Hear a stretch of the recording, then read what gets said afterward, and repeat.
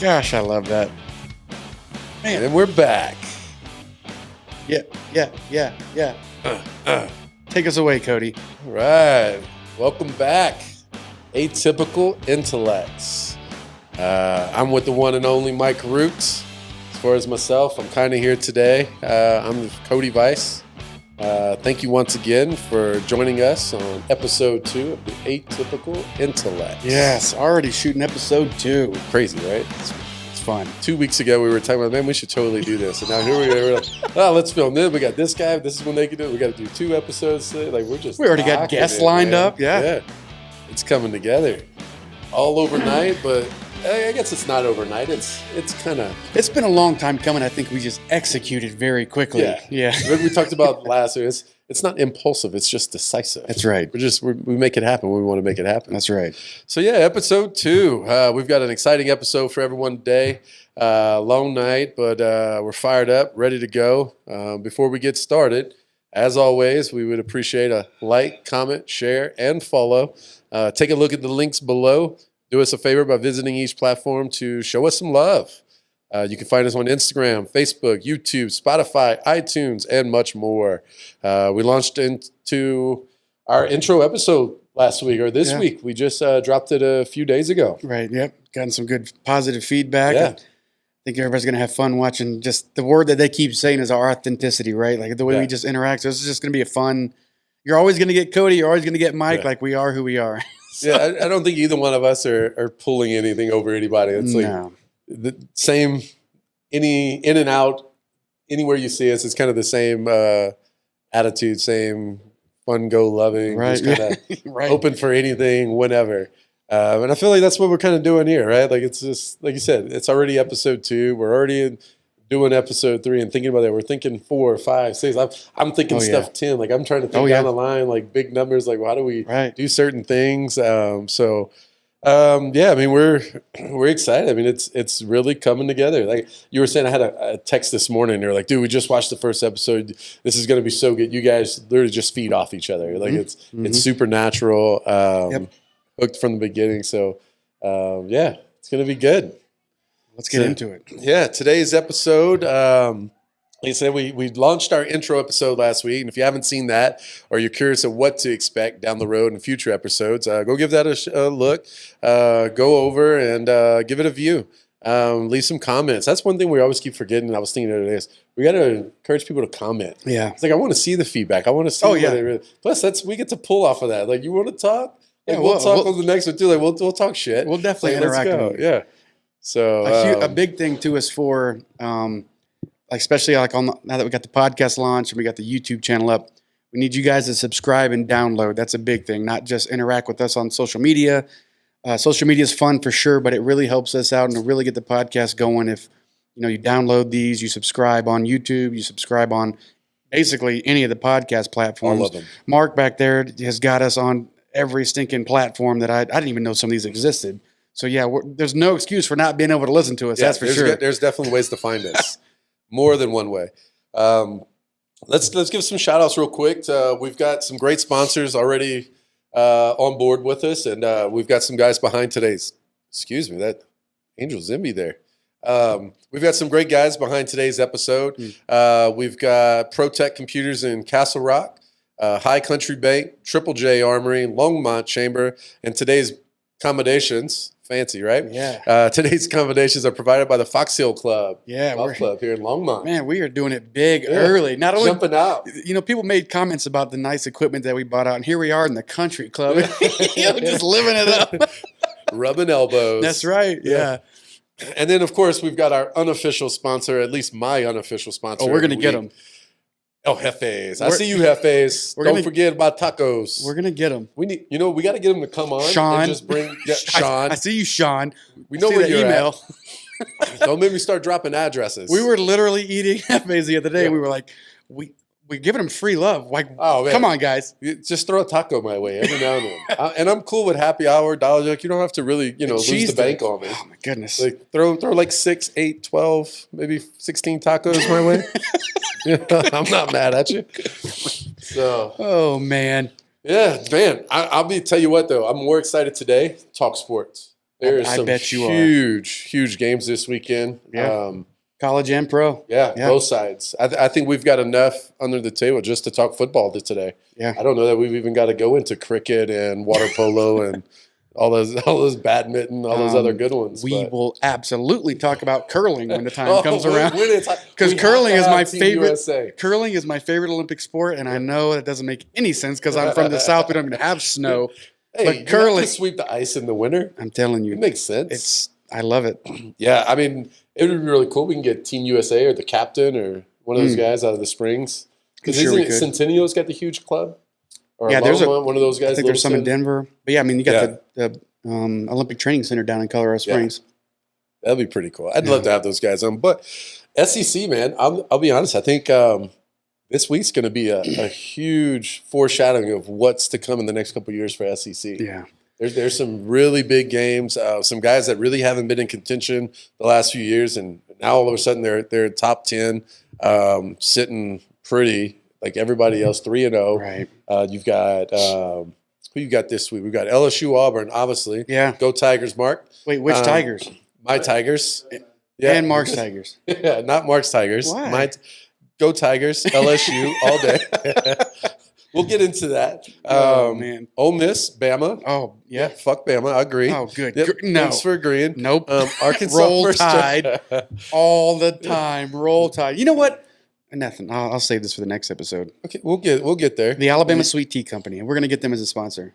I have no idea. It's the only sweet tea that I drink. Yeah. I thought we were going to bring in Earl and Cheryl. Isn't that like Bama's top fan, brother, sister? Aren't they?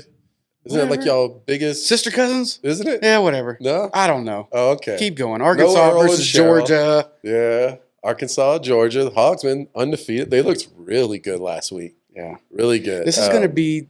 This is when we start getting into the good part of the schedule for the SEC when they start showdowning each other. Yeah. It's not, the knocking first couple weeks. Off. Week one's always like a fun, let's get the season going. Then week 2 and 3 is let's get our playbooks down. But now we're getting into the heart of the SEC schedule where they start taking each other out. Yeah, and that's the problem with the old format, right?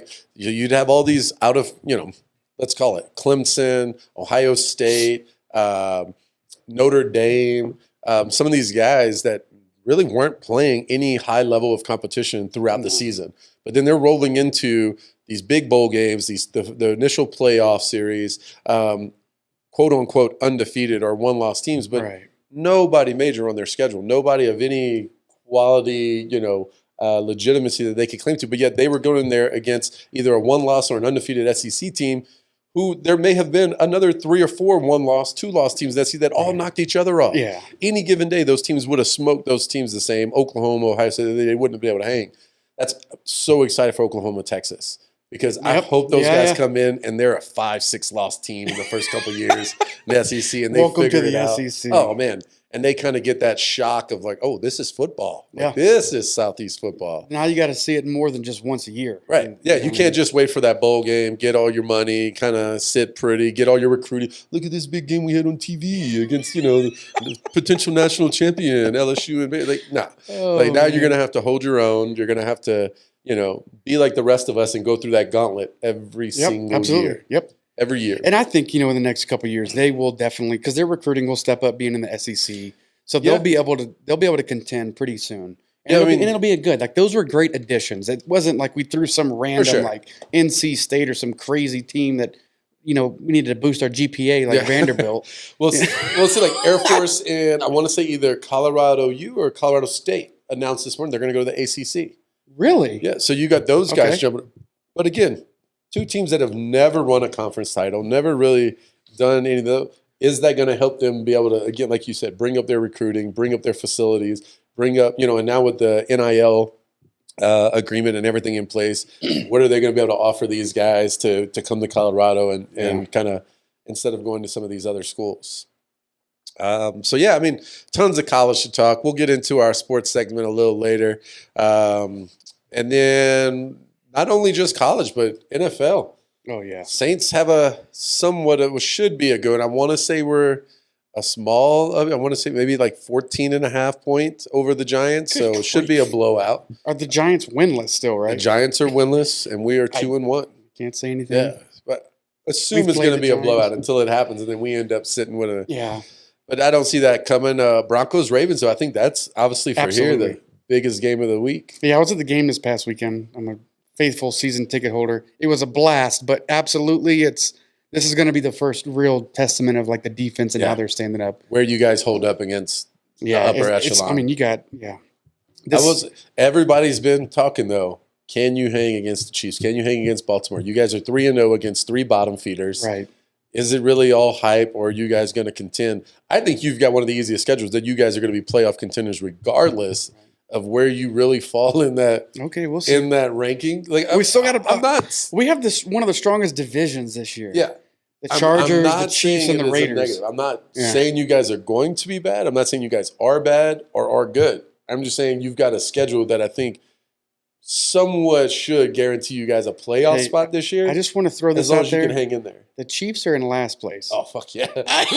Hey, let's not just throw it in there. Let's highlight the shit out of the fact that You're the in Chiefs dead are in last. Great. And Shout they've out only to got that Castle Rock Chiefs fans page with all 5 to 7 members of you guys. I hope you had a fun weekend. Oh, my God. How'd that go for you? I will say there are some pretty funny memes floating around about the Broncos. You know, Oh, man. It's funny to see some of the stuff you guys are coming up with, but yeah, this will be a real test, especially with a scrambling quarterback, explosive offense. We'll see if the defense can actually stand up. Yeah, be fun. I'll be at the game this weekend too. So nice. Yeah, this is our first game in the domes of the season since the hurricane misplaced us, in Jacksonville, and then we had some away games. So this is technically our home opener in the dome. And history shows anytime the fans come back into the dome after an extended period, especially after a hurricane, some kind of tragic event, whatever it is, it's going to be insane. Oh, yeah. And not only that, we should be blowing them out. It should be some big plays, some big highlights. Jameis should be chucking 60, 70-yard bombs in the dome. Yeah, whatever. So it should be a pretty loud one. Okay, I mean, look, we can go into the debate. Jameis and Terry. I'll stick by my guy, Jameis. Well, you're I don't want to. We'll talk later because I'm not against Terry by any means. And like we said, we do have some great guests today. And in fact, I'll just jump into that because now we're talking about Terry. I'll go ahead and jump into today's guest, and that's a good little segue there. So we've got a very special guest with us today. John Emery will be joining us, and I think he's a perfect first guest for our show because I think he really kind of puts a shine on exactly what everyone thought we weren't going to be. Exactly. Every single person we talked to thought we were going to be so bourbon heavy, all this stuff, and I think this is a guest that shows them exactly in a different direction of how far reach we can get on here and other topics that we're going to get into and that don't necessarily fit the mold that people expected from us. Right, yeah. Whiskey is a very small part of what we want to do and what we will do. Obviously, you see it all around us. Again, that's just a good representation of our lives, right? It's all around us. I own a distillery. Cody runs a couple bourbon clubs that are, nonprofits. We got Smoke Wagon in the back. Aaron, I already texted you. He gets us free love today. But our very first sponsor on the Atypical Intellects. If we throw him out there, he has to. Smoke Wagon and Aaron. And then he has to now. He's bound. He's bound. We got it recorded. It's forever in the interweb. Yeah, but I mean, you're right. John is a great representation of what we want to do with this. We want to bring on experts in different industries that surround our lives and then just have a lot of fun with it. It's not just, it's not so hyper-focused where it's like a newscast, but it's not so relaxed where you're not really learning anything, right? It doesn't really play into our name. We got the word intellects in there. So we do not only want to have fun and we're, like we've talked about, we're raw all the time, but we want to bring on guests who are much smarter than us in all respects so that we can, bring out some really cool stuff. And I am stoked to talk to John today. Yeah. He's been a friend for a long time. He's been a business neighbor of mine, and he's working on some stuff that I am super excited to talk about. Yeah. I mean, just a little filler on John. He's a leader in the cannabis extraction world and also in the engineering and vending world. So, I mean, the conversations I've had with him, I'm intrigued by everything he does and is currently doing. So, it'd be fun to see what rabbit holes we can go down with John. Yeah, for sure. And then if we have time, we have our backup guest today, Mr. Bridgewater, starting quarterback for the Denver Broncos. He's on hold. On hold. Yep, we're going to see if we have time for him later. He's been on hold for 38 minutes. So at least he's hanging in there. Yeah. Hey, just like he does every week, in and out. He hangs in the pocket. That's what I'm talking about. And if he has to go, he goes. He goes. He's Teddy. Yeah. He can do that. He can come and go as he please, right? So, yeah, I mean, that's our guest for today. We're super excited for today's episode. We've got a lot to talk about, a lot to keep up on. Current events, we had some stuff that we'll hit today, which is weird because today's current events, I mean, obviously we follow a lot of sports, or at least I do. Right. So a lot of times my feed and my news sources kind of intertwine when it comes to current events and athletes or sports world. So, yeah. You know, the topics I brought for today are somewhat sports related, at least all athletes involved, which some are pretty cool, and we're excited to get into that. But yeah, I mean, let's just get into the episode and kind of get a little bit of a structure how we'll plan to do into some of these. You know, we'll get into some different routine segments as we go through the episodes. We'll have our guest segments. And then we'll also just shoot the shit. Absolutely. So, you know, like that's kind of like where we're at right now. Just see what we can kind of get up and drum up and from our normal days out and about, and mix that into the show. Absolutely. And then we'll look at the comments, and when you guys have had enough and tell us all things you really don't want to see, that's when we'll start mixing it up a little bit more and kind of segue into some other things. So yeah, I mean, I think these first three guests are going to keep people on their toes. Yeah. They are completely opposite of each other, and they're all over the spectrum of the topic. So it is a true representation of what this show stands for. I was going to hold off for next week's episode and our next guest into the end, only because, like, I'm so Scrappy is going to be insane. I mean, I'm already looking forward to episode 4, yeah, right? Right. Yeah. That guy's, we'll talk about those at the end of each episode. But yeah, we've got some really cool guests lined up that are probably, when we tell you who they are and what we're going to be talking about, you're going to be like, there's no way. Yeah. Like, I thought this was just a whiskey podcast. Where'd these guys come from? I think that's what it's more going to be like. How'd they pull this? Yeah, how did they do this? They're 2 episodes in and they've got people like this. Yeah. So what's up with Copper Sky, man? What's new? What do you guys get? Oh man, I don't know if you saw something new dropping this week, right? Yeah, did you see our video yesterday? We did I did that live video of the Grand Marnier that we bottled up. Dude, that's going to be so good. It's really good, and it's going to be very limited because Dave Co. private picked that barrel. So that was an experiment barrel we did. And so they got half the barrel, which means they got 20 cases. And the other half of the barrel, and I kind of tease it in that video, the other half of the barrel we've dropped into a vanilla extract barrel. So it's going to be a double finished whiskey. Wow. It's the first time we've ever tried it. We've ever done it. So in a couple months that'll release. But yeah, the Grand Marnier is getting delivered to Dave Co. I think tomorrow or Friday, so it'll be released. You've got to try it at the distillery. Yeah. That is a super unique. It's incredible. I didn't know how it was going to be, and then. Well, I think that's always with the finishes, right? Like you never really know what you're going to come out with, and sometimes you get incredibly lucky and end up with something phenomenal. Yeah. And then sometimes that probably wasn't what we intended, so we'll figure something out and go in a different direction. But for the most part, that is damn good. I keep forgetting that we do video. I need to bring bottles because that label, like check out the Facebook page on Copper Sky Distillery. That label is gorgeous. Justin Martinez, my director of marketing, he hand draws and creates all these labels. He crushes it. So every time, I don't know how he outdoes himself. And every time he does it, I'm like, man, I don't know how you do this. Yeah. Like, you take my crazy ideas. He keeps going bigger and bigger. And he conceptualizes them, right? Like, I'm like, hey, I want this. And I give him like 5 words. I want this Grand Marnier is an orange flavor, blah, blah, blah. And then he brings out this amazing artwork that I'm like, I could frame that. And so, what really was cool was, there's these accounts like on Instagram and Facebook. They look at TTB and they see what's going to be released. So, because, we have to process all of our labels through the TTB. For sure. TTB approves them. And then usually a product won't be released for a few weeks, few months.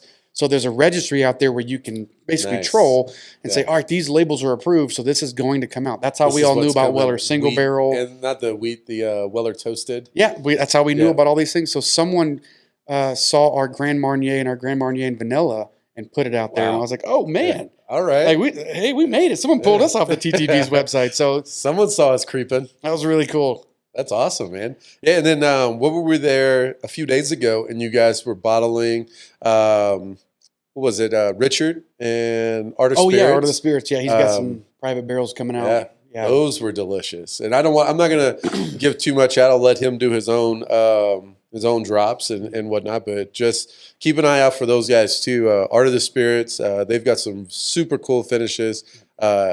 Both tasted, I mean, just phenomenal. I mean, but I think that's what makes it unique, right? There's so many people that are so against finishing. There's so many people that are all about it, and then everybody in the middle. But you really don't know what you're going to get, like you know. And if you come out and get one of those lucky barrels, and you come out with something that it's one off, like you're not going to duplicate it. You're not going to replicate it. Yep. So that's what I like about them. But yeah, look, keep an eye out for those guys. Yeah, shout out to Luke, Dave Co, Thornton. I don't know about the other Dave Co, but Saeed's one of the big bosses there. Yeah, they'll be getting their Grand Marnier here soon, and I can tell you just from the hype on social media, they're not going to last long. They only got 20 cases. Okay, yeah, so that's going quick then. It will go extremely So quick. any of you guys in the South, because that's usually how that works. Right, that's right. Any of these guys in Colorado Springs and Castle Rock. Just let us know if you need a mule, because there ain't no chance you're getting it. It's going to be gone. Yeah. So we'll figure that out. Oh, man. You want to jump into some sports, or what's next? You got the agenda. Yeah, no, I mean, it's cool. Like, you move your screen, and my screen moves. You're following along? Yeah, it's on the Google Docs. So, this is really cool. It's blowing my mind. At first, it's going to help us keep track a little bit, I think. At first, I thought the Chinese were back in. I was like, dadgummit, I just got a new laptop. But then I saw you scroll, and I was like, oh, it's because we're in Google Docs. Yeah. You can keep it together. Yeah, I mean, the 9/11 tribute, I wanted to touch notes. I was looking back at the last episode, our intro, and we kind of talked a little bit about Copper Sky. We went into a little bit of our backgrounds, but we didn't go like super depth, on any one particular thing. And I think that's because we always just have so much going on.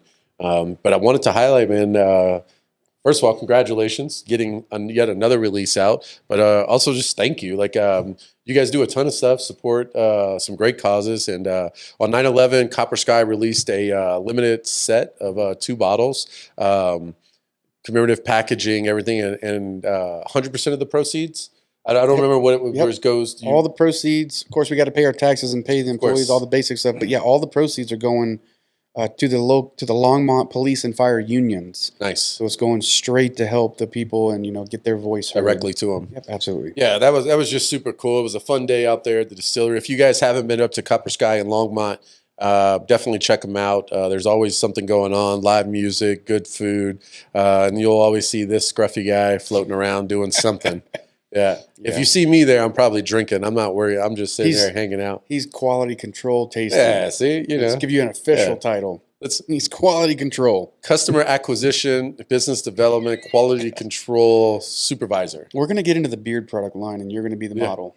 I don't know if I want to be a model. I just want all the beard product. Oh. So they can send it. I mean, I'll let them use my my image. Do podcasts have NIL contracts yet?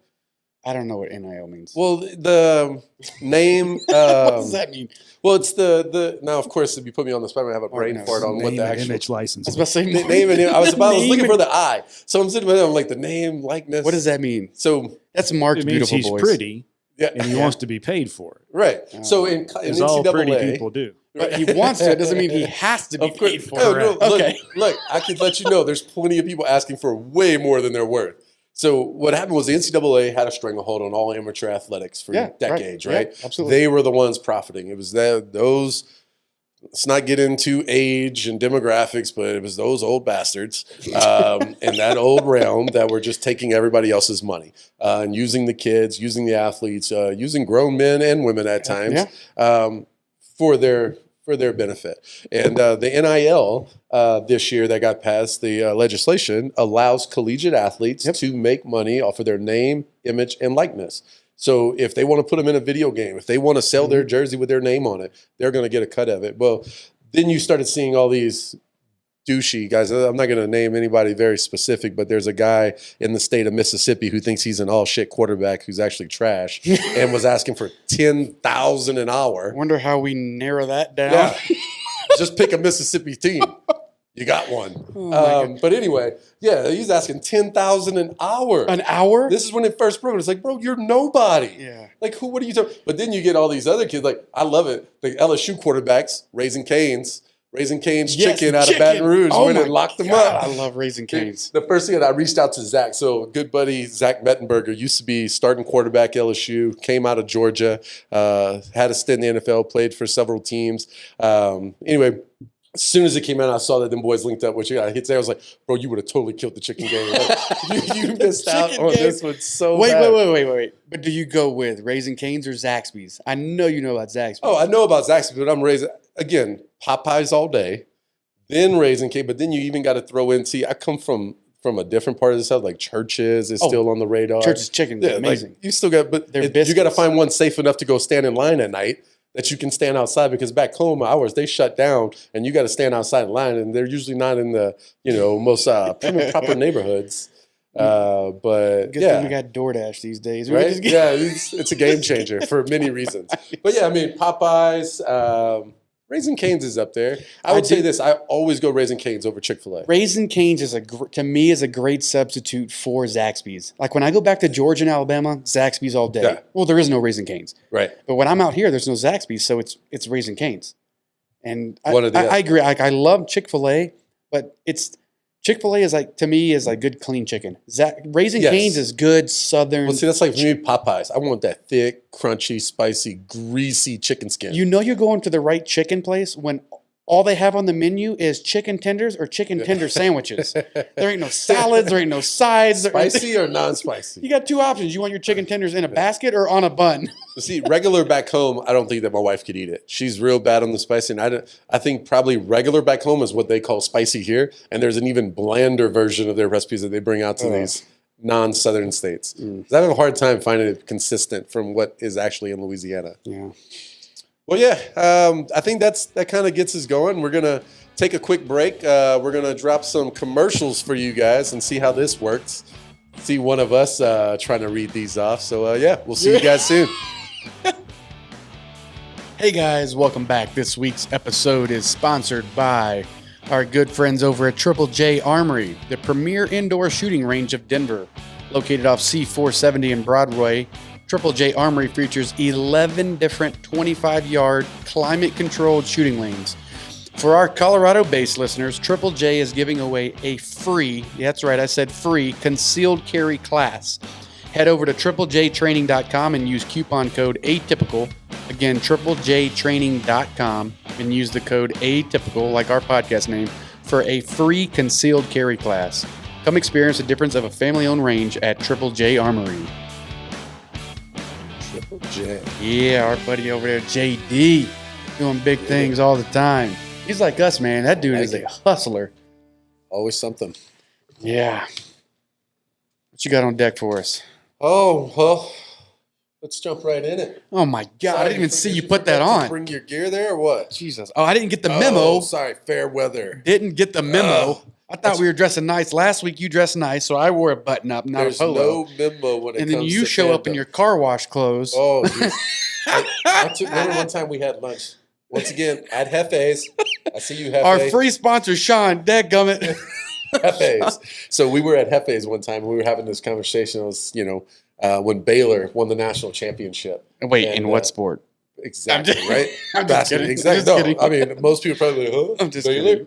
But it was the same thing. It was like, if you don't know your assistant coach, if you don't even know your head coach most of the time, if you don't know incoming recruits, you don't know most of your starting lineup, can you really claim to be a fan? First of all, to be fair, I can name the Alabama players, but the coaches, good God, Saban's just creating a coaching cycle. You guys have a carousel over there. So I can't help that I can't keep up with the coaches because he's creating great future head coaches. Roll Tide. I wasn't going to say all Marcus, that. Marcus, I was going to say, you take most of the other schools' washouts that couldn't make it as head coaches. Washouts? How do you have? Come down, Sarkisian? I mean, that's Kiffin. All washouts. And look how they're doing. Washout? No, we bring them in. We shine them up. We send them back out. Now he's shining turds. Oh, God. Now we're shining turds at Alabama. Look, I can't help that I don't have enough fingers for to count all the national championships. And don't get mad because we took your coach. Well, you didn't take him. Miami took him. Miami didn't take him. Miami stopped the nonsense that was going on at LSU and then put the break in his career. And then Alabama was like, you know what? You actually belong here. Him just like your boy in Jacksonville, Urban Meyer, he's going to find out real quick that his methods in college don't work with grown-ass men, and he will only be in the league for a few years. Saban made it 2 months. Saban didn't even look at him now. Jesus. Look at him now.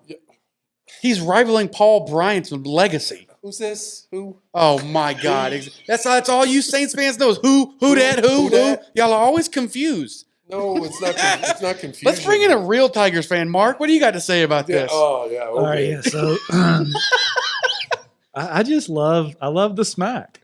I love the smack. And you faded now, Mike. I got to say, you backed up to the all-time backup line national championship. Yes, you have to. Yes, those people were dead. People were dead when a lot of that's those like happened. the Yankees, 27 rings. Wait a minute. Pinstripes, man. Pinstripes. I've seen more national championships in my lifetime than either of you have for your teams. He does a hell of an Affleck commercial. However, that is not true because you're talking national championship football, and LSU has. If you say table tennis or some swimming crap. Let's talk about legitimate all-around programs. LSU's got national championship in track for men and women, world record holders. Here we go. They got national championships involved in swimming, baseball. Come on, you got. Where else are you guys at other than Coach Saban? What else do you got over there? I'm going to pull it up right now. This is why we have computers. I want to hear from the Auburn fan. I'd like to point out here recently in the 1 year delayed Olympics, women's all around gymnastics champion, Auburn University student. Okay, I'll give her that. SEC still. SEC. We'll still rock SEC all day. It's like I'm going to do my picks every week, and just so you guys get a clear jump on it, don't be surprised if every SEC team wins every week. Okay, here we go. You ready? That's going to be my go-to advice. I'm not even going to start with SEC football wins. because that's not fair for me to say, but men's basketball, women's basketball, Garbage. 2016, baseball, 2018, softball, 2018. Your name to claim golf, in men's basketball gymnastics. is Charles Fat Man Barkley. That's not mine. That's Auburn. Excuse me, that's us. Oh, that is Auburn. Oh, another Alabama. Holder of the best golf stroke in the world, Charles Barkley. Bro, I can't. The page is just too long for me to keep going down. Don't let me. Let's put trying to look up national championships? Just of all sports, because you were talking about all sports. LSU. Okay. Google. LSU. Oh, 1939. That's cool. Heavyweight. Oh, Man, that must be. Did you get to see that one? That was our first football national championship, by the way, in the 30s. This is a waste of everyone's time. Look, we got to throw. We'll go into this week, though. There's a lot of big games. I'll run through a few of the big games that we got this week. And then we'll jump into some SEC while Mike looks up his forever long I'm laughing. list of I'm LSU laughing because I've got national the champions. LSU champ. It's so short that they're having to throw in stuff that doesn't even make sense. Like what? I'm not going to say. I'm not going to disrespect anybody. Esports, winning, Esports. winning. LSU Oh all day. Go Tigers. That's it. All right. Let me tell you this. Hey, hold on. Let me throw this out here first real quick. This article is from Saturday Down South. So, we read that all the time. But it says editor's note right at the top before Who any reads of the that? Half of Alabama can't read. Let me tell you something. The editor's note at the top of all of these championships for LSU. Not all championships listed are recognized by the NCAA. That's because we win more than they even have available. Oh, my God. No, it's because these are like pity championships. And look how quick it's over. Although I will say this, Mississippi State has 0. A big fat 0. Auburn's got 19. I hear you. Alabama, 25. So, you know what? I'll give you the respect where respect is due. Yes. LSU has All 42 around athletics. overall national championships, ranging from women's outdoor track to basketball, men's golf. You guys are good. Alabama's got 25. Football, women's gymnastics, men's golf, softball, women's golf. And this was published 7 years ago. How many of them were pre-Saban there? So we'll add about 12 more. Oh, fuck off. This is great. But hey, at least you're not Mississippi State down at the bottom. Coach O, go Tigers. Oh, man. That's the best voice in football, Coach O. All day. Hey, let me get around here, boy. We're about to get it down. Like, who's coming down here? Let's go Tigers. Yeah, they made a movie of him. It's called The Water Boy. That was his son. How y'all going to come right here? That was his What family. is it? That wasn't Coach O.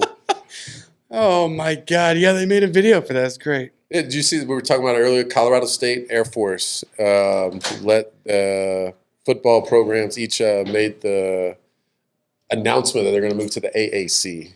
Oh, wait. Not the ACC. Not the AC. They can't even okay. get into a real conference. Okay, so we were talking about that earlier. Hey. American Athletic Conference. Okay. What were what they they're in jumping before at. that, though? They're in the MC something, the MMAC. The Mountain Conference. yeah. Yeah. Yep. M something. MWC. Mountain West Conference. There you go. Yeah. I mean, there's going to be a lot of shakeup this year. That's why, so if you look at the top 25 right now, current as of today, top 25, if you count future SEC, Texas, and Oklahoma, there's 9 SEC schools in the top 25.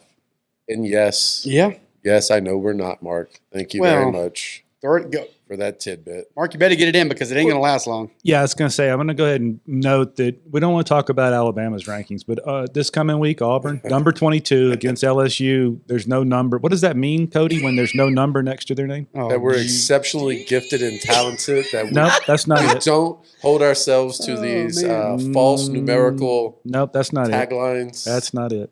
What is it? Mike, what does that mean? You're not ranked. Listen, not ranked. Hold on. Even the announcers are baffled by this because they were talking about, they were like, LSU's playing this week. Oh, man, there's not a number by them for the longest. But yet Clemson, with 2 miserable, horrible losses, is ranked number 25. I don't know what to tell you. Don't give me that crap out there. And then we got to go through this whole string. Look, Arkansas, A&M, Florida, that's all still on. Oh, I'm just looking at top 25. Yes, Bama and Georgia, top 2 SEC teams. Oklahoma at 6, Arkansas at 8, Florida at 10, Ole Miss at 12, A&M at 15. Man, it just keeps going. Yeah. Auburn at 22. 22, Auburn, I see you. They're there. They're there. So, I mean, the level of talent and the level and quality of play in the SEC is unmatched. You know what this reminds me of, though? It's almost like our patriotism, right? When it's for SEC fans, because, we are so prideful, like, oh, man, I'm an American. But then we boil it down like, yeah, but I'm from the South. I'm from Louisiana. I'm from Alabama. In football, it's the same thing. It's like, yeah, I'm an SEC fan for sure. But specifically, I'm a Bama fan. I'm an Auburn fan. I'm an LSU fan. So, we come together. Absolutely. Yeah. I will absolutely. If there's a matchup that includes an SEC team, regardless of, I will never root for Bama. I will never be like, oh, come on, Bama, let's get it.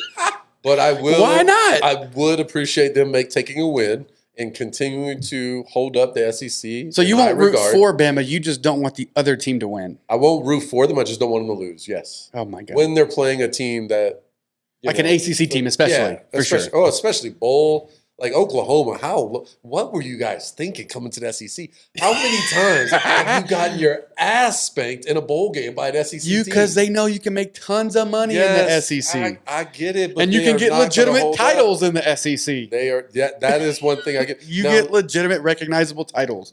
If they can hold up. I see Oklahoma and Texas coming in with 4, 5, 6 losses in their first couple of years. I agree. It's gonna take a few years because you got to remember too, their recruiting class was recruited for a different conference. Yes, like these thoroughbred boys that come out of the SEC. My goodness, backups, shoe shiner. Well, and the perfect example can hold his own in some of these other conferences. Most of these SEC teams that draft first round picks, they're starters in the NFL. Yes. They don't need more training. They don't need more conditioning. The next season. What they need is some mental, they got to learn the playbook. They got to learn the system. They got to mature. Yes. But physically, these boys are dominating in the NFL right now. On a consistent basis. Absolutely. And LSU, Bama always sits at the top of the most players from college. Oh, for sure. On current rosters. I mean, they're and this is the first time in the top 3-5. Maybe ever, I don't know, that Alabama's actually had this many starting quarterbacks in the NFL. Because usually Alabama's known for tailbacks. Linebackers, but you got. Yeah, but you guys also got some people that are playing that haven't necessarily play. Like Mac Jones is playing, but he ain't playing. Okay, Bill Belichick said you're going to be the face of the franchise. See you, Scam Newton. I mean, look, your boy. That'll get him fired up. Wait, that's Mark's guy though. Cam is Mark's guy. I will say that the one thing from Cam's statement that I absolutely believed in was there are not 32 quarterbacks better than Cam currently in the NFL. I'm not agreeing with that either. And it has baffled me that he has not been picked up. Insane. I mean, I've seen it with there's plenty of other quarterbacks that were stout and had time and they got cut way too early. I got a different opinion of Cam. Okay. In 2010, he won a national championship at Auburn. Whoa. 2011. Whoa. 2011, Gus Malzahn. My oldest daughter started school at Auburn. Okay. And the tuition went up at a staggering rate, along with the attendance at the football games. Y'all So took Mark I'm- out of retirement, Cam. I'm not Cam, a fan because I had to pay a whole send it lot to more me. money to send kids to school. You know why the tuition went up? All that shit they bought him, they had to pay for. Well, yeah, it. they had to get the money back that they gave Cam's uncle. All the I crab want- legs. That he Let, took let me, for his- let me stop both of you. Oh wait, no, it's Jameis that had the if crab the legs. Ala- He's got the crab legs. If the Alabama fans going to start throwing stones at Oh, I'm not they at throwing boosters and No, money going no, around, no, I'm going to no, call no, that no. out. Call it out. Can't. It is what it is. Don't the get thing mad. Is, there's nothing to call out because every school does it. And If you Absolutely. talk to some of these old players, you talk to some of these boosters, and we started going to a lot of away games, and we started meeting a lot of these different crowds. And you know what I was used to like. I'm used to get back home. We're going to tell you, we were family, we were friends, Right. we're partying, we're drinking, we're hanging out. It's fun, right? You go to some of these away games in my older days, like recently, you start to see that older, more affluent crowd that can afford to go to all these away games on a different level. Yeah. And it's usually those guys that are also in that booster level, kind of dealing with all these. And there is some crazy shit that's been going on. Oh, for yeah. years. But I mean, now we're getting back Years. into the NIL talk. Like, yeah, is it really an issue that outside boosters are buying? It's an not investment, anymore. right? At this point, I think it's all for it. Look, if I was there, I'd be a John Elway send me a Cadillac. I want the new Escalade. I'm shooting promos and commercials for every fast food chain that's on my buggy. Like, I would have been killing it with this NIL. Oh dude. my gosh. Assuming I got to go. First of all, I was never a college athlete, nor would I have been. But if I was Yeah. lucky enough to be on that level, I would have absolutely taken advantage of it, or taken advantage of it. Yeah. So yeah, some of the games we got this week. Obviously, we'll kick it off. LSU's a 3.5-point favorite over Auburn. I think we know what's going to happen this week. Oh. I think Auburn's going to get their ass handed to them. Really? Yeah. Okay. It'd be interesting. I mean, I think LSU's kind of riding a little bit of a high, like they're coming back strong, but they've got to make a run. I mean, most of these guys are on this team to compete at a national level. Right. LSU's current position and the teams that we have to face, that is going to be tough. Oh yeah. Like, it's going to be so. They've Well- got to make a run. They've got to assume one loss only more. And that, Oh yeah. Definitely. Bama in there. Well, You got Bama's, A&M, you got Bama, Arkansas, you LSU, got and Florida. Auburn, those three teams in the SEC for sure, Yeah. their mid to post or mid to the latter part of the season schedule is always just Brutal. insane. Brutal. Because I mean, we got to play interdivision, not even just conference, but interdivision. And so, yeah, this is going to be a very interesting game because if Auburn takes this from you guys, you might as well Season's just over. count out the I season. think if Auburn takes this game, I wouldn't be surprised if we see a few people fall into the IR protocols. Like, Oh this yeah, code, save them for next season. some stuff for save it for the NFL. These guys are going to be done. They're going to be out. And they're I just thought gonna, you were talking about redshirt. No, I mean, look like Jamar Chase. Like Chase decided to sit out the whole COVID season, which don't fault him for any reason at all. But sat a whole year and still was top 10. Yeah, Still, I mean, still went yeah. to Cincinnati and he's out there with Joe Burrow. Still a high level first round draft. If you're good, you're good. Right. They don't need to see another 6 games of tape on these guys at this level.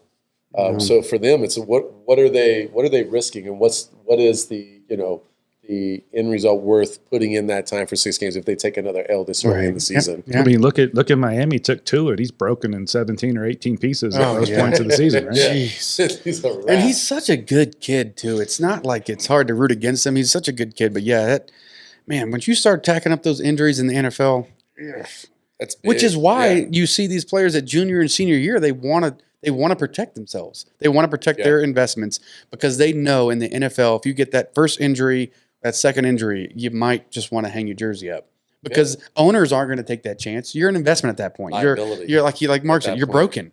Like, what do I do with you? Now, granted, the flip of that is look at Teddy Bridgewater. Yes. We've been talking about Broncos.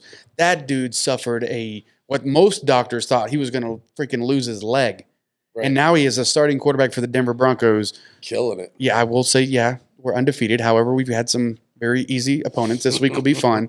Lamar Jackson will be a very good test of the defense. But, I mean, all in all, Teddy has been holding up. Like, he's scrambling. He's staying in the pocket. He's making good passes. He's making good decisions. So maybe he's that one-off comeback story that you can get your leg ripped off in the NFL and come but back. also, at the end of the day, the Broncos don't need Terry Bridgewater to win 12 to 14 games a year. You guys need him to pull a solid 10. Like, if he gives you 10 games, I'm guaranteeing you guys are in the playoffs. Well, I mean, you also got the defense too. Like, I mean, when we won the last Super Bowl, that was the epitome of the defense won a championship. Yeah. our defense can win a couple games just because of turnovers, shutouts, whatever it is. But our defense can win a couple games. We'll find out this weekend. This Sunday will definitely be the test because Baltimore is they're on fire, and freaking Lamar is an amazing quarterback, and so this will be the test for the Broncos defense for sure. Yep. Yeah, I mean, we had this time. We very slightly touched. I mean, I would love to have Terry back in New Orleans. I wish we would have, been able to keep Bridgewater. Yeah. I'm totally content and happy with Jameis. I think he fits our system well. I think his couple of years with Drew was everything he needed, and we just hope he stays humble. Yeah. I think that's the main thing. I think when he starts getting that cocky Jameis Florida State attitude is whenever he starts playing like cocky Florida State Jameis. Yeah. So as long as he stays humble and keeps his head down, I think he's going to be good. Stays humble. He's been humble. Has that dude ever for 4 seconds been humble about anything? I mean, he doesn't wear the crazy clothes like somebody else from Auburn. Yeah, I know, What? right? And look, if you're going to scam Newton me, I mean, I will a say, Florida State criminal is not the person you scammed. damn, Florida State criminal. Yes, I love it. I mean, at least Cam does have his own clothing line. I've seen it at Kohl's. So I mean, he's got that. I would not buy anything with Cam Newton's name on it. I'm sorry. Okay. Regardless, Cam or not Cam, I just I've seen his style. Well, hey, look, while we got this, I'm going to take a chance to throw a sponsor out there before we get wrapped up so I can give him some love. Today's episode is also sponsored by High Country Bank, serving Colorado since 1886. Guys, let me tell you, as a customer of High Country, I absolutely love going in to see the team here in Longmont. Not only do they offer services for my businesses, but also for all my personal needs. I used to dread going to the bank. Like, seriously, I'm going to go off script here. I could not stand going into these big banks because I felt like they didn't care that I was there. They didn't care about my money or my small business. It is not like that at High Country. Every time I go in, I actually feel like they care about me and the success of my companies. I mean, I got a text from my banker this morning. Was like, "Hey, good luck on the podcast." I mean, who gets texts from their bankers like, "Hey, dude, good job on the podcast"? That has nothing to do with them. So now, whether you own a business or simply need a new checking account, High Country Bank is where you want to bank. Check them out at highcountrybank.net or downtown Longmont at 110 Main Street, Suite 102 in Longmont, Colorado. Can't miss them. They're right on the bottom of a brand new apartment complex, which ironically, shameless plug, is right around from where the new Copper Sky location will be. Woo woo! Ay. Oh man, this is fun. Copper Sky. All right, I'm going to run into some quick picks. I've got Iowa over Maryland, number 5 at Maryland, taking Iowa. 13 BYU at Utah State. We're taking BYU. Arkansas and Georgia. Hogs suck. Georgia sucks a bigger one. Taking the Hogs over Georgia. 8 over 2. God, you can't take him Wisconsin over Michigan. I've got Wake Forest over Louisville. Notre Dame over Cincinnati. That's a big matchup. Number 9 and number 7. We've got Ohio State. Hopefully takes a fat fucking L today against Rutgers. Oklahoma. I've got over Kansas State. Unfortunately, Ole Miss and Bama. I mean, the result's going to be Bama. But man, if Ole Miss, just talking about those 3 main games, right? LSU, Auburn, Arkansas, Georgia, Ole Miss, Alabama. Okay. Think about that. If Ole Miss, Auburn, and Arkansas take the W's this weekend, what does that say about the changeover in the guard of the SEC or the level of the other schools catching up to the Bamas, the LSUs, the Georgias of the SEC? Anything or just we're not going to see that. Just a week in the books. It will definitely shake up the standings for sure, the postseason. But I don't know how that would, because I just don't see that happening. So here I don't see Bama, Ole Miss, but I do see I can definitely see the Hogs taking Georgia. Maybe. Tigers don't lose. We got to get that little banner going at the bottom. You know, like they do on ESPN, like our pick 'em. Yeah, we can knock them out. I'll give you mine real quick. Iowa for sure. BYU, Georgia is going to beat the Hogs, unfortunately. Michigan. I got Louisville upsetting Wake Forest. Wake Forest. I've also got Cincinnati beating Notre Dame, which I know they're ranked flip-flop, but most people have Notre Dame. Yeah, that's a tough. I just see Notre Dame as a. I feel like they're there, but I don't feel like Cincinnati's there yet. So I feel like Notre Dame still takes this one, probably 1 or 2 scores. I don't think it'll be super close. We'll see. Bama, unquestionable, roll effing Tide. Oregon, that's easy. Oklahoma, yeah, they're going to get a win. Baylor and Oklahoma State, 21-19. Yeah, Who you got there? I got Baylor. Yeah, I got Baylor beating Oklahoma State. I like Baylor in that one for sure. And then Penn let's State see. for sure. I'll take theirs. You know what?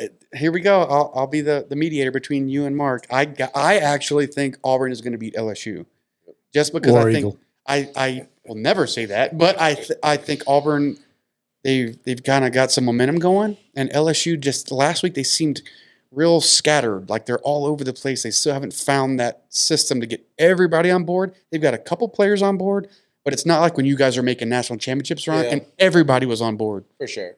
I think in the next couple years, it did surprise me when you dropped out of rankings this year. But I think quick. It was one game, UCLA. Yeah. And that's what's tough about those neutral site kind of, interconference, whatever you want to call it, like games at the beginning of the year. I went to the Wisconsin LSU game at Lambeau Field a few years ago.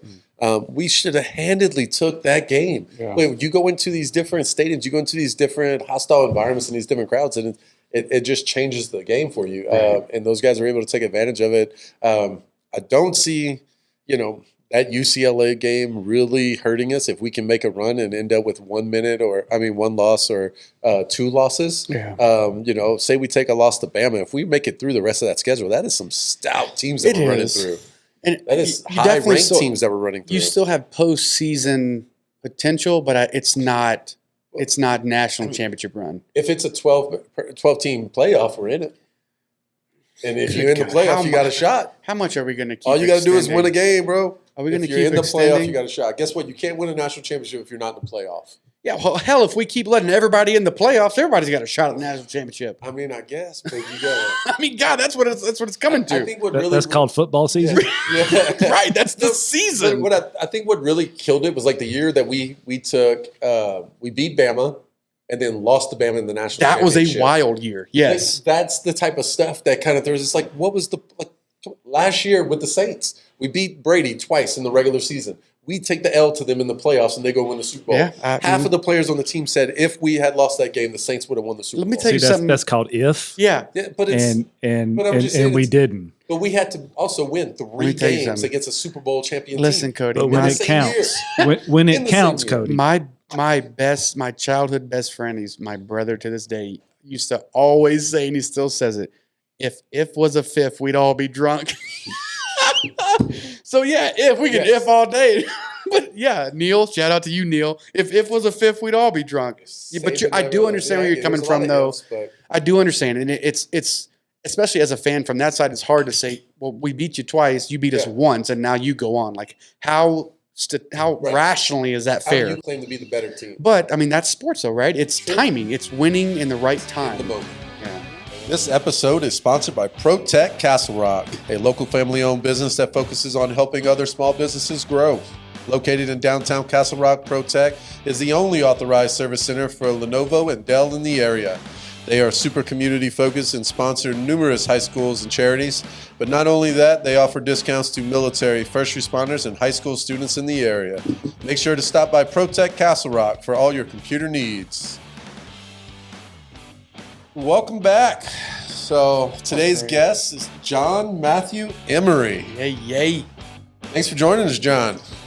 Where are we at? I had to find my script. There we go. All right. John's a good friend of mine. I am so glad that we get to have you on here as our first guest. So I'm going to read a little bit about you, and we'll just jump right in and have fun, just like we do at the distillery. You and I get to talking, and we're down these rabbit holes. So John, I'm a good friend of mine, super smart. When I introduce him to people, I always say top 5 smartest people I've ever met in my life. He's always doing really cool stuff. Products inventor. He's a universal problem solver, health and science enthusiast.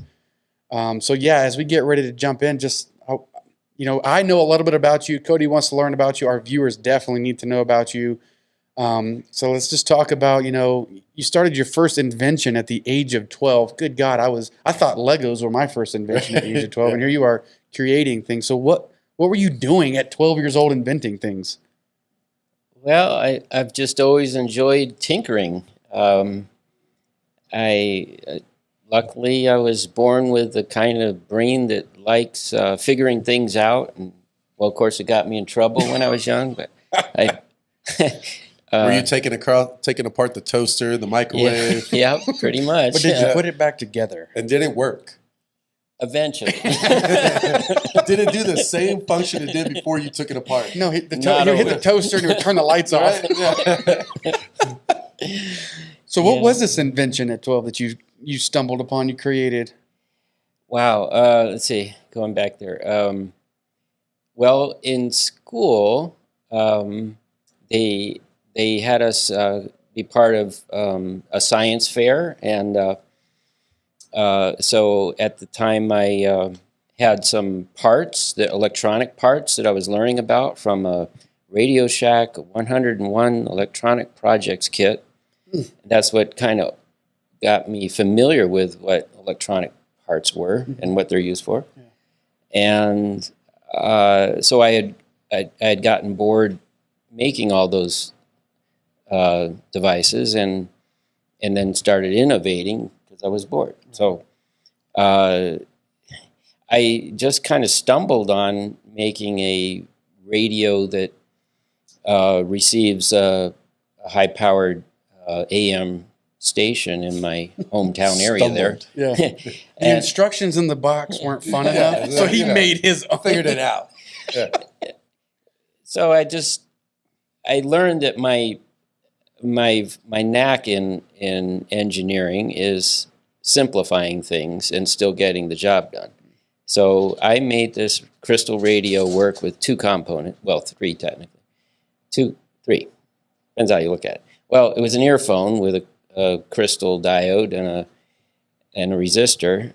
But actually, I eventually could take out the resistor because the wire that goes in your mouth turns you into an antenna became enough resistance. So Did you say anyway, it turns you into an antenna? Like yeah. the user is now an antenna? So that's what I love about the process of discovery is when I thought, wow, when I touch this, I get a better signal. So I thought, well, it would touch me better if I put it in my wet mouth.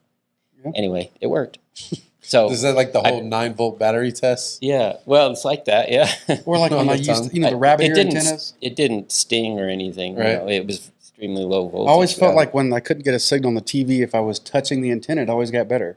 Yeah, exactly. This was So since it's- somebody on the roof just stand there all Sunday. Well, wait, what is See that? the game. Is Yeah. that because of some sort of electronic current in us, or what is that? Well, if the fields that are radiated with radio all around us all the time now, of course, it's a big subject, but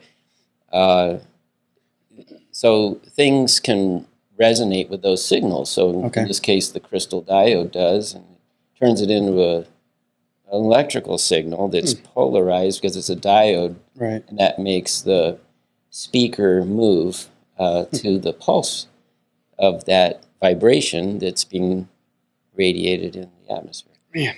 That was at 12. So I didn't. 12. Well, here's the thing: I didn't think of it in that detail back then. Yeah. It was just more of a discovery process. Yeah, but you actually discovered it and you created it, and it wasn't until maybe later when you understood terms and processes that it was categorized, but you still did it. I mean, at 12, again, I was playing baseball, chewing bubble gum, and putting Legos together. And I thought I was that doing a lot of stuff I shouldn't have been doing. Me, I did some of that too.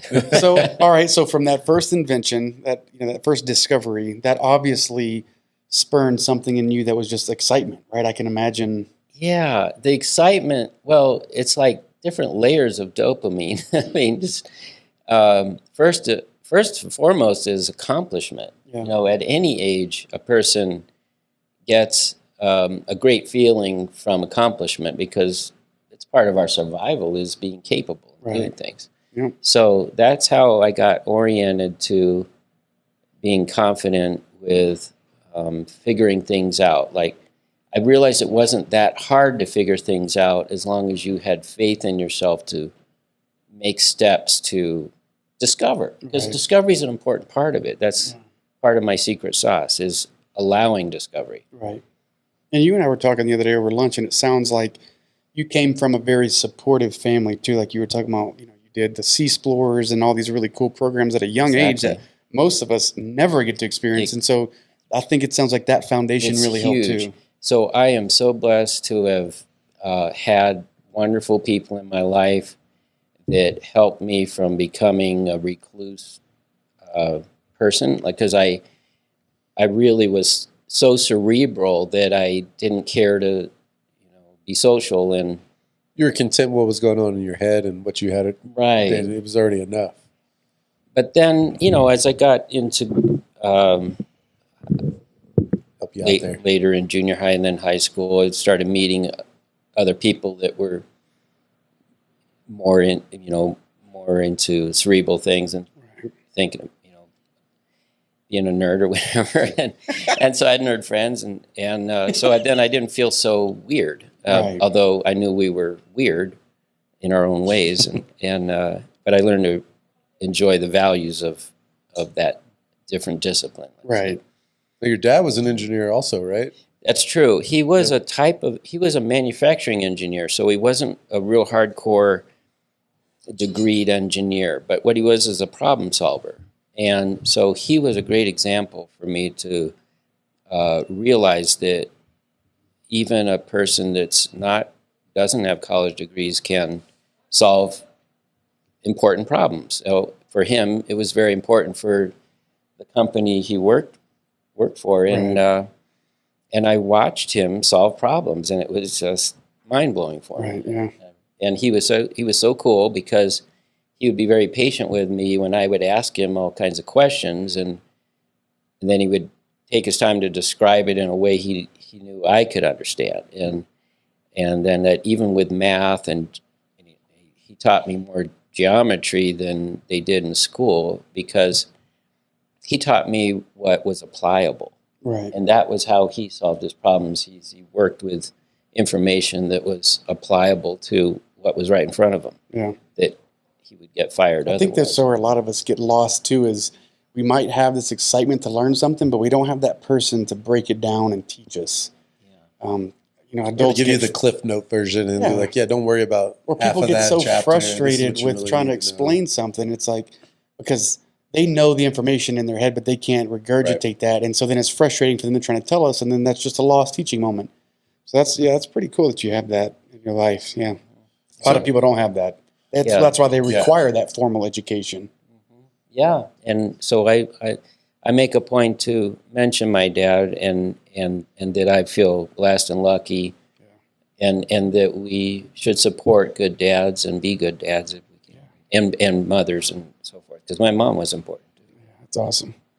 Cool. Do you think you would have kind of stayed on that track obviously, like you were saying, knew at an early age that you were kind of thinking differently and kind of dissecting things differently. Do you think without your dad and, like Mike was saying, someone there to break that down, and your dad being an engineer and kind of having his own perspective on how to approach things, do you think that gave you that ability to kind of lead where you were? Do you think you would have still got here? Would have still kind of ended up doing what you're doing without your dad being an engineer? I think so in some ways. I haven't really extrapolated that, but it would not be as rich and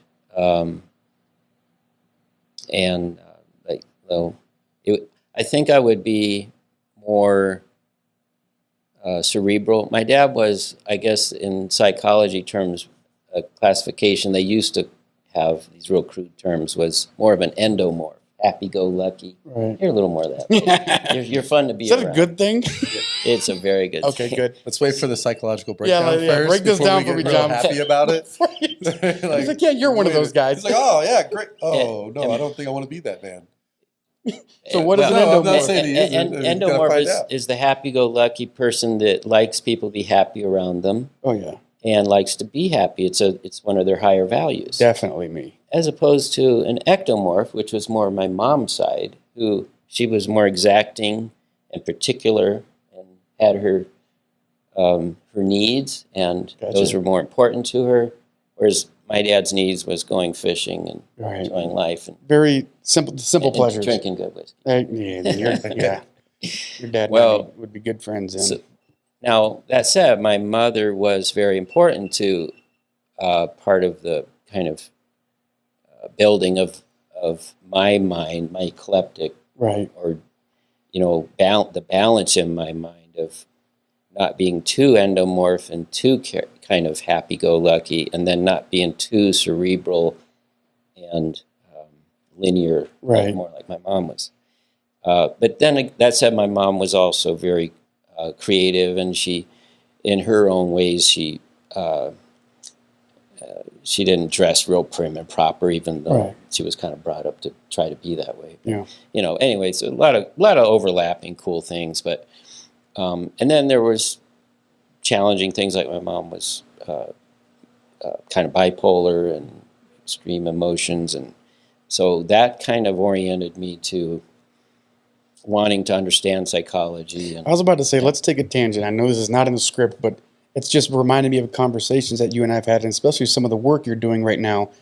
And correct me if I'm using the wrong term, but like the psychotropes, like the stuff, the research that you're doing now is very much the psyche mentality. Was that a big driver, like your mom dealing with that? Was that a big driver for you wanting to research that and try to understand some of these things? Yes, very much so. Okay. Because I realized that people are greatly limited, not so much by where they're born and how they're brought. I mean, there's a lot of environmental things that affect our ability to be successful in life. Like some people are born in a more wealthy family or something less, and those are all real factors. Like those are the external factors, though. But the internal things are even more have more effect on us, I think, which is our psychological ability. So to use our brain at its fullest, or not necessarily being like Einstein or anything, I'm just saying to not have psychological disorders holding us back from being happy and being successful at accomplishing whatever we want to accomplish. So do you think there's a connection, though, with being happy and successful? In such a big way, I would even say we have a responsibility to be happy. So because it's part of what helps it all work. It's the grease. Yeah, I mean, you're right, because they always, what's the old saying? You love what you do, you never work a day in your life. I mean, look at but Cody. I've met a lot of successful, miserable bastards. But I think that's what we're getting at. That might take us to another question, though. What is the definition of success? Right? Are we measuring this in money and fame, or is success in physical accomplishments? Like they have created and invented something and they're just miserable. Like what is? Yeah, I think the home life changes a lot of stuff. I think as you get into that later stage of business and success, or what you deem to be successful and what your goals are, families change everything. Like if you're in an industry where you're gone a ton, those are the miserable bastards I'm talking about. Like I've met a lot of them, but they're always gone from home. They're gone for 2 weeks. They're traveling a ton. They're gone for 3 weeks, 4 weeks at a time.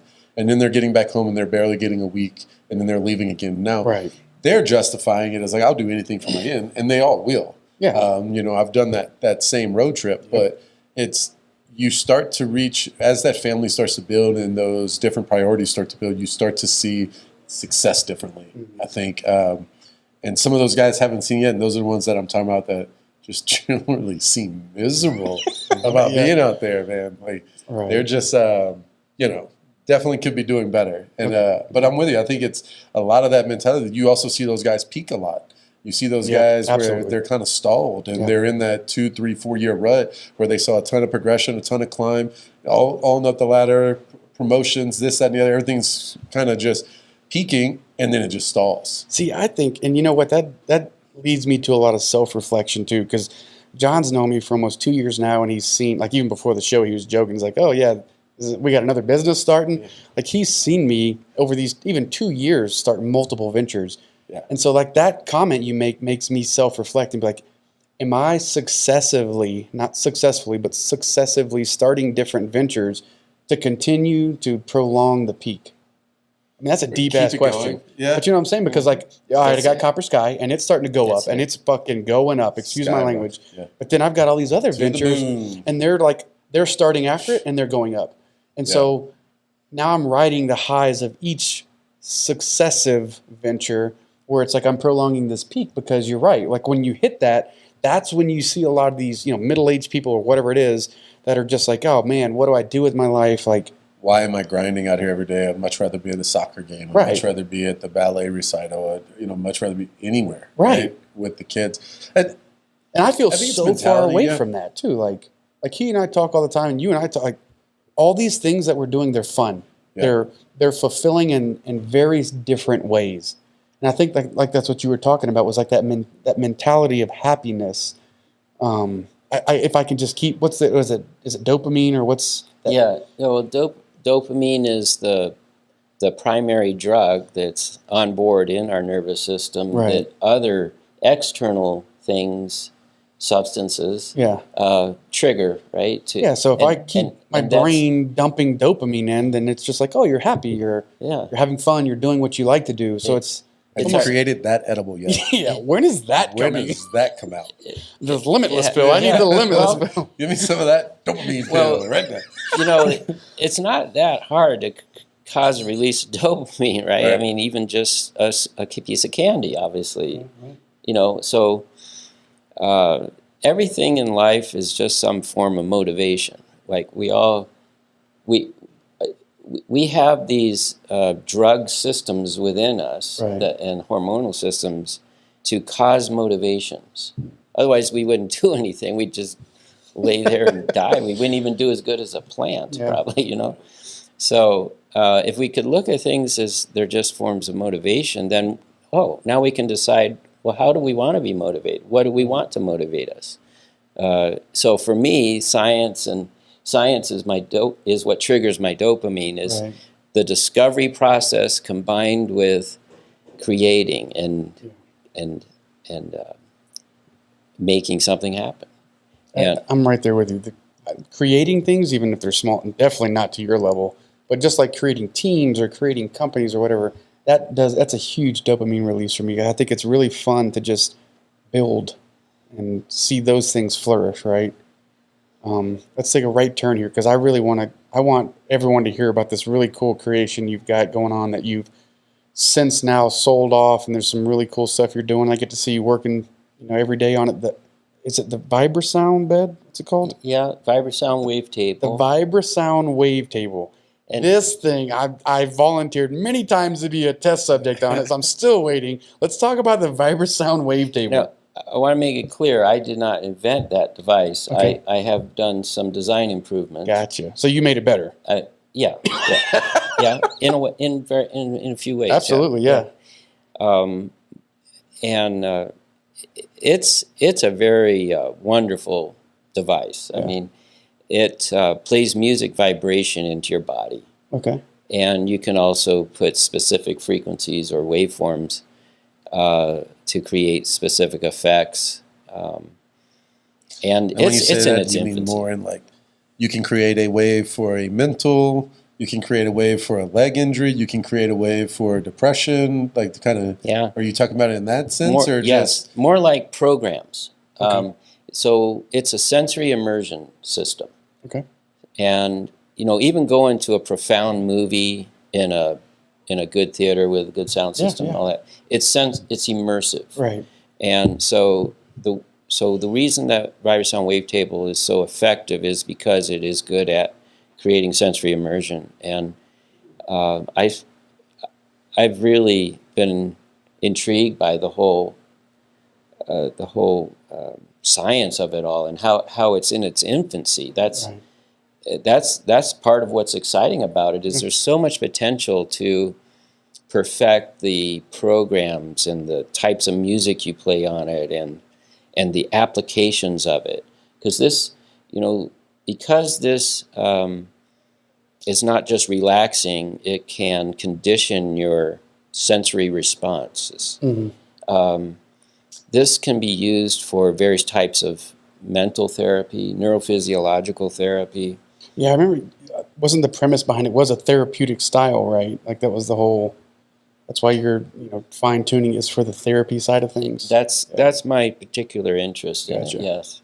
So I've seen when you've pieced this together, but I haven't seen a finished product. When I envision this, is it like a waterbed? Are you suspended? Like how does this work? It is very much a waterbed Okay. in basic structure, although it is very specifically made to transduce vibrations through water, Gotcha. and it's longer so that your feet aren't hanging off the end. Okay. Especially those tall people, these people that are, which is pretty much most of the population. Everyone but me and you. But me.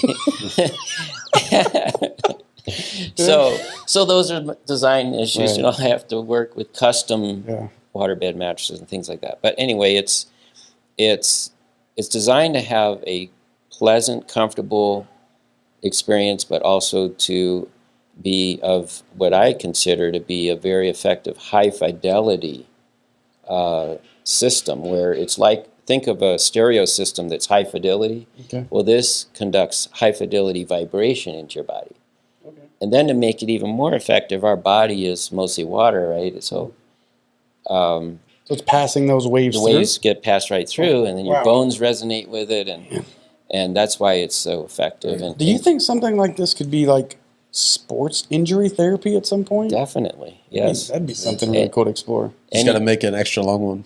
Yeah, all those athletes. Yeah. Right, that's right. Yeah. Double the size. Yep. Custom order. Yeah. I mean, think about like that, because, recently we've gotten into the like the freeze chambers and the cold water, like all these Cryotherapy. Yeah, cryotherapy and all these really cool things. Like the NFL players are huge on it. I mean, something like that would just explode in the body recovery in the pro athlete market. And You heard it first. I'm going to be your partner, right? okay, yeah. Well, I'll bring all the athletes. You bring Dana all White, UFC. you bring the brains. Everybody else. Yeah. Let's get them all in there. Yeah, because I mean that just I've had so many sports injuries. I've shredded both my knees. Being in the military, I've got fractured backs, all kind of stuff. And when you talk about it, it makes me think, man, that sounds like it could be a really cool therapeutic recovery. Because a lot of the things that they would put us through was either it dealt with water or vibrations, and so like you're kind of combining the two, and then that'd be very interesting. I'm still offering free services to be a lab rat if you need. okay, all right. Well, I'm interested in your other side of things to be the lab rat, or on the cannabis side. So when you get into doing the stuff you do for the cannabis side, just let me know. I'll be there anytime. Okay. We'll go on that. So I mean, what exactly are you doing? You're doing so. You've created some equipment in the past for cannabis extraction. You're working on some different, or have created several recipes and blueprints for cannabis edibles in the past, right? Yeah. Or am I speaking out on wrong on that? No, you're right. Yeah. And then you're currently working on some cannabinoid infused products. Yes, that's my main focus. Are end user products. I'm not really into the extraction part of it, although I did design and I've invented a type of CO2 extraction system. It wasn't an original invention. It's just that I innovated using lower cost parts out of necessity for an old hippie that didn't have enough of a budget to do it legit. But anyway, I had been involved with cannabis on the medical marijuana side, just as kind of a contractor, helping a person set up, have equipment to get in on what at that time 10 years ago was the new legal cannabis industry. And so I learned a little in that process of helping him develop infused products. Right. And so that went okay for him. He didn't have his business act together and didn't go on a scale that would make it work for him, so he never got really profitable. But and I went on to other things. I've been a contractor. I've worked at mines. I've continued with the electronic products, and so then years later, which was 5 years ago, I got involved in making CBD infused products unexpectedly, and then I was able to use my knowledge from what I had developed for the medical marijuana products. I personally don't have interest in I don't use THC. I don't have any interest either. Well, and I just want to say I'm lucky. I was born with a highly active endocannabinoid system that I wake up feeling pretty high, actually, and I actually need to do things to help bring me down, so to speak. Yeah. So it's not that I think there's anything wrong with using cannabis or THC. It's just that I don't need it. And I'm with you. I'm like, I'm to the max peak, ADD, ADHD, every till as soon as I wake up, my head is just. So I smoke more on a daily basis, almost level out, more to find that medium that's like, all right, like I need to, like, let me find this little medium range here because I'm always up here, like 24/7. I'm just like, wow, let's go, like I'm thinking so many steps down the road. Like half the time I'm blanking on what's happening right now in front of me, and then I'll come back. All right, wait, what? Yeah, like repeat that. Like, so I'm more on that daily kind of like just to even out a little bit. But I've seen the total opposite. People that are just absolutely bred that need it for more of a pickup. And then you got people like you that don't need anything, just natural. Can you talk about? You and I a long time ago talked about, we used to get into those deep conversations about sleep, like the different levels of sleep. I think that's something that's very interesting, especially for listeners, because a lot of that is like before the show, it's natural. It's natural control. It's not always introducing a cannabinoid. So those different sleep patterns and the different levels of sleep. I want you to hit on that for real quick. Well, in making the CBD and cannabinoid infused products for use specific applications, like to help relax or to get up in the morning and be balanced all day.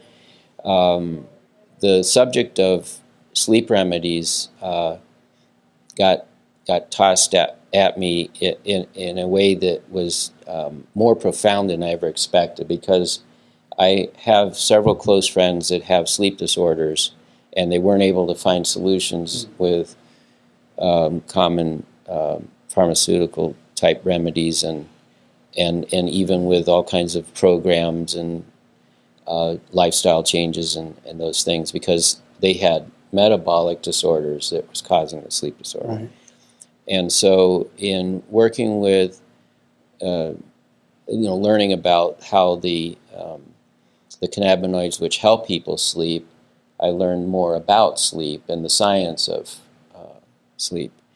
And so what I've learned to appreciate is that our improving our metabolism is just as important as improving our cycles of how like how much coffee you drink and when you drink coffee and all that. Some of those things are no-brainers, right? If you drink caffeine later in the day, you're going to have a hard time sleeping. But and of course, everybody's different. Some people can have more caffeine than others, and some shouldn't have it at all. And but the thing about sleep is that it's not just getting to sleep; it's having quality sleep. Right. And our brain has a measurable activity, which most of us have heard of, the brainwave cycles like REM and so forth. There's delta, which is the deepest sleep, and theta that's above that, and alpha that's above that, and then we wake up in high alpha and even into beta, which is wide awake, alert. So we need. They say that the real science, sleep scientists say that the average person goes through about an hour and a half cycle for each set of those ranges. So they go from delta to alpha over an hour and a half period. Jeez. And if you wake up in alpha, you'll be nicely awake. If you wake up in theta, you're going to be groggy. If you wake up and someone shakes you and you wake up, you're going to snap from delta and possibly to beta, ready to kill somebody. Right? So my wife wakes up in beta every morning. Every single morning. Oh man. Yeah. Yeah, so timing is everything, right? It's even with our sleep. So you can program how you wake up by how you go to sleep. That's what I discovered personally. Okay.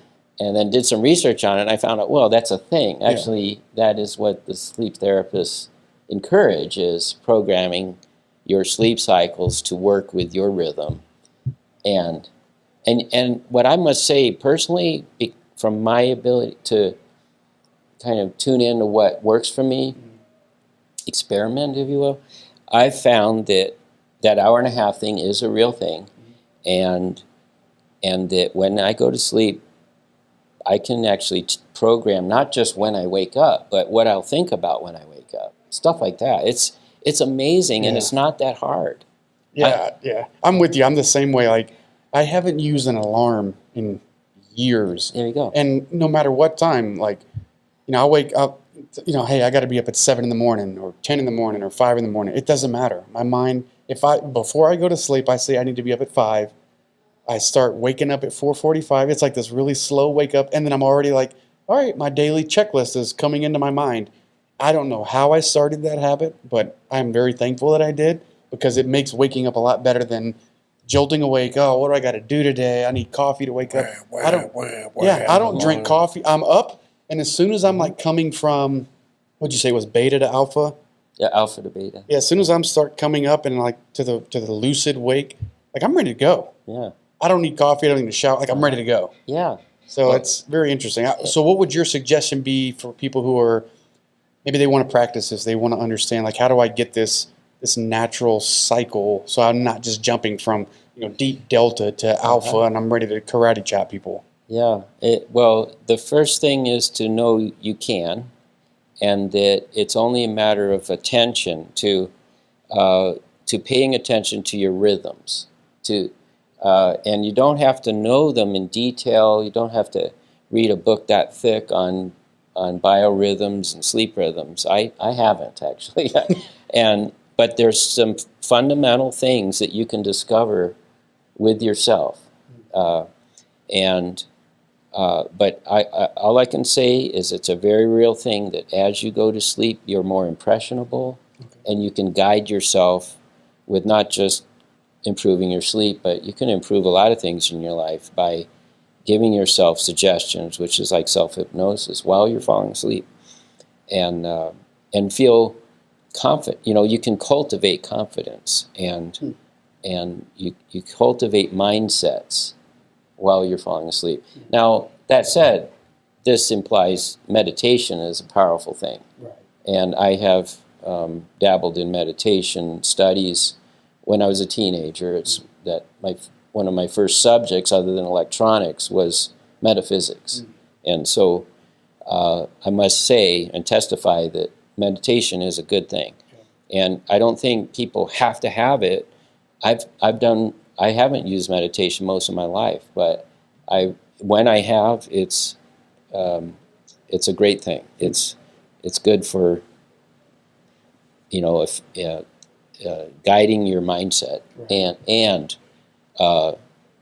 balancing your metabolism and all the rhythms that we have. Right. Yeah.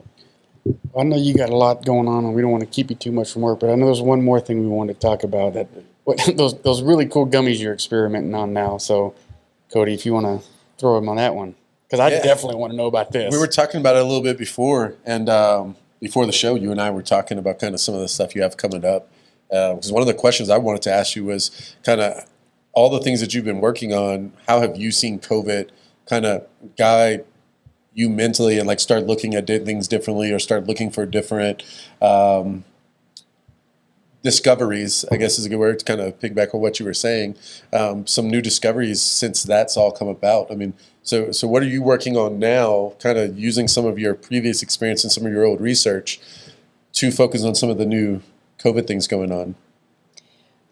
I've been a nutrition enthusiast since as a teenager. A lot of things started in my teenage, and I did change my diet from a real traditional diet back when I was a teenager to trying these kind of hippie foods, right, so to speak, and And so I learned the effects of them on me, like if I'd feel better or if it reduced my allergies, real common things. And so I've had that in the back of my mind all my life, that you can affect how you feel and your health by what you eat, because it makes sense. I mean, when I make inventions or I wire a building or whatever, the ingredients matter. Right. So it only makes sense that the ingredients in our body matters too.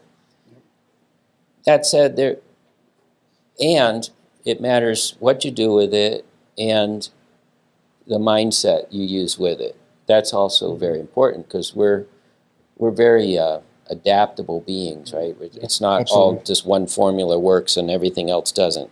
Actually, there's thousands of ways to make it happen. In this, some ways are going to be a more desired outcome. Right. And now this nutritional enthusiasm has come back to me professionally. I've actually been hired to develop formulas that are nutraceutical or nutritional, that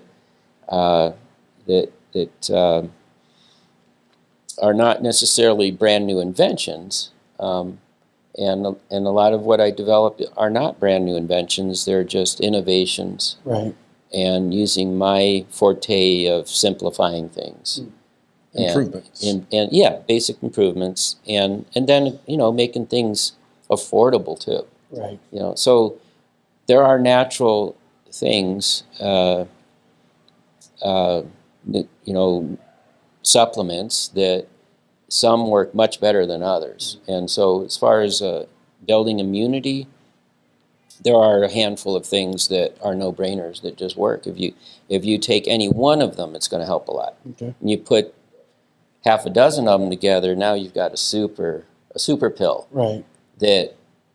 Or a super gummy. Or a super gummy. Exactly. So what are some of these things that you would recommend for us to just use? I mean, vitamin C is always at the top, Yeah. Like, Joe Rogan's always talking about the straight vitamin C, like IV drips, like straight in. But what are some other things that us common consumers can do to naturally, organically keep our immune system boosted? As far as eating? Yeah. Well, Supplements, eating. Oh, well, Well, until your gummy comes out and we have all of that put into one, Yeah. what would you suggest that we take in the meantime to supplement for some of those things that you're saying? Or if we were to just take one, it would be better? Yeah, well, okay, then I'll tell you what's in it.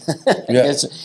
Quercetin is a super powerful antioxidant, and it's so powerful that as a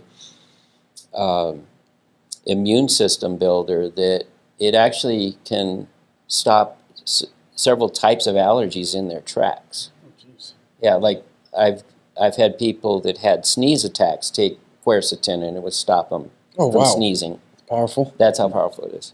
And it's not very invasive. There's no side effects unless you're taking too much of it, like a lot of things.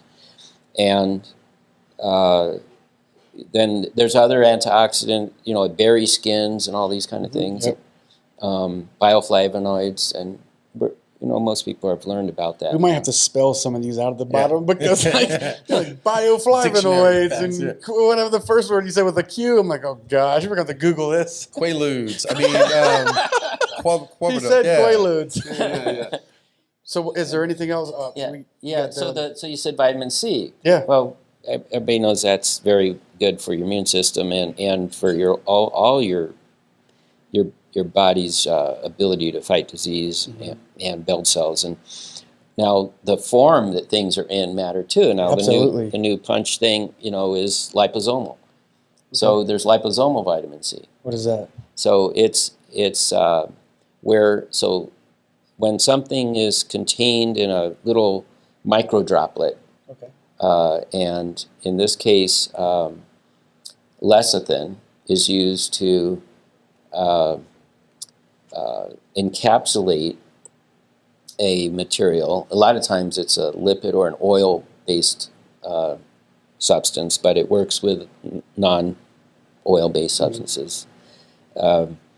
And so these are nano-sized with ultrasonics. So, and it sounds complicated, but it's actually very simple the way they do it. Some do it better than others, but But this is kind of a new thing in the nutraceutical industry, is new to the general public, although liposomal supplements have been made for probably over 30 years. Right.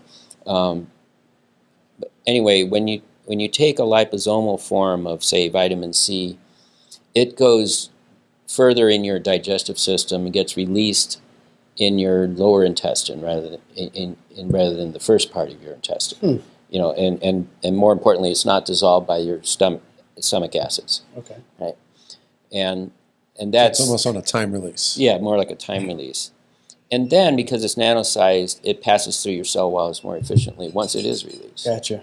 And so that makes it more effective? More effective, more efficient. Okay. Yeah. So are these vitamin C drips, that people are getting intravenously? Is that? And that's a whole nother delivery Yeah. system, which is probably the ultimate. Right? Well, it's definitely the Right? ultimate. We know Joe Rogan got over COVID in less than 2 days by using it. So Oh, wow. I am super intrigued by that. Yeah. Yeah, so if you don't have the IV thing handy, I take it vitamin C in the IV gummies form. The next time Isn't you come on readily the show, available. we'll have a setup for you. Yeah, so I guess, we'll kind of get back to it so we can wrap you up. With the gummy thing that he was talking about, this, I'm just going to coin it the COVID killer gummy that you're making. Talk a little bit about that, because that is super interesting, and I know not only our viewers, but that's just a very cool creation that you're working on, especially, the climate that we're in right now. Everyone is still scared. We're back in Boulder County, we're back in masks, and here you are working on a very easy edible that could help, boost your immune and target some of these COVID-like symptoms. So yeah, I want to hear about that. Well, I think people need convenience, and they need to enjoy what they consume, because it's not just a conscious thing, it's an unconscious thing. Your stomach helps you decide what you're going to do each day and what you're going to eat and all that. So gummies are pleasant. You're right. And then the delivery system works great in a number of ways, because when you chew something like a gum is a good delivery system, it goes into through the thin skin in your mouth before you swallow it. So it's a multiple delivery system. Well, especially for the youth. I mean, kids, knowing how hard it is to get any kind of medicine down my kids, the gummy is going to make it so much easier to be able to just kind of here's a treat, here's a snack, throw it in. Oh, yeah. with some Remember, we other were kids. I gummies. used to love taking Flintstones vitamins. Right? I thought they were candy. Hey, just saying, I never turned out like Hulk Hogan. So That was all lies. So this COVID gummy that you're working on right now, what is its purpose? What is it targeting? What is it doing? It's just simply helping you build your natural immune system. Okay.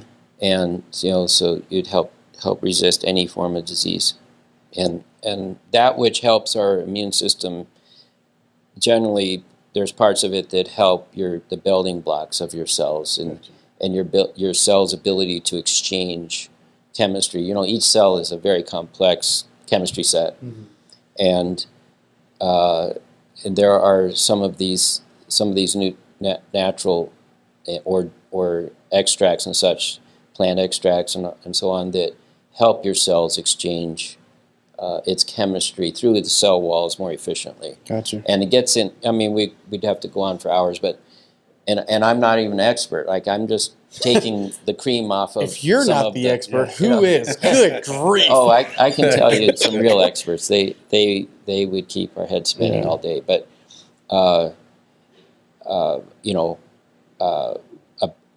everything is better if it's working more efficiently with what works for it, so to speak. So our cells work better with certain forms of minerals and vitamins than others. And now we are discovering, and I mean real scientists, not me.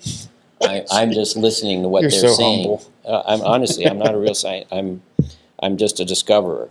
But there are real scientists that I'm discovering their knowledge. Right. And I've taken the time to listen to a lot of YouTubes and read journals and all these things to get a gist of where they're going with it. And there's kind of two camps. So one is all about business, and the other is about genuine problem solving for our species. Oh, well, I mean, that's Yeah. the underlying And- question of healthcare as it is, right? Yeah. But how do you merge that? Because you got to be able to afford what you do, Right. right? So And- when do you think this gummy is going to be ready for test in the market, available to consumers? Well, if you'd let me get back to work, it might be. On that We're note, literally holding him up from doing this research. Yeah, he's yeah. It's true. Yeah. I mean, do you have like a timeline and? Oh, it'll be by mid-November. Yeah. Man, that's crazy. it's awesome. That is wild. Well, you're doing some really cool stuff, and I so appreciate you taking the time to come over here and chat with us. I know we've taken a lot out of your day. It means the world to me personally that you were one of our first guests. Extremely brilliant. John Emery, guys, he's doing some groundbreaking work, not only in the fun side of the cannabis, but also in the health side of things. So look out for some of his products. As you just saw, he's super humble, so you probably don't even know it comes from him, but good friend, good lover of whiskey, too. He's at the distillery. If you ever come by Copper Sky Distillery, you might find him there chatting with me. Yeah. But thanks, brother. I appreciate everything you're doing for not only us, but just everyone out there, man. Thanks again. Appreciate you coming, John. Yeah, thank you. Cheers, brother. Well, speaking of the moment, I think we should probably wrap this episode And up. fuck the Falcons. Oh, good grief. We got to get prepared for next week's episode, which has got Yes. one of our really good friends. Next week, we got on old Paco. My Paco. goodness. That episode is going to be insane. I don't think you guys are ready for it. If you know, you know. And if you know Paco, Oh, my you God. know. Oh, It's jeez. coming. All right, guys. Thanks to all of our sponsors. ProTech out of Castle Rock, Triple J Armory out of Denver, High Country Bank here in Longmont, and of course, where we're at live, the Fox Hill Club here in Longmont. Thank you all, guys, for your hospitality. We love you. Cody, don't ever wear that jersey again, but I love you. Cheers to a pour or four.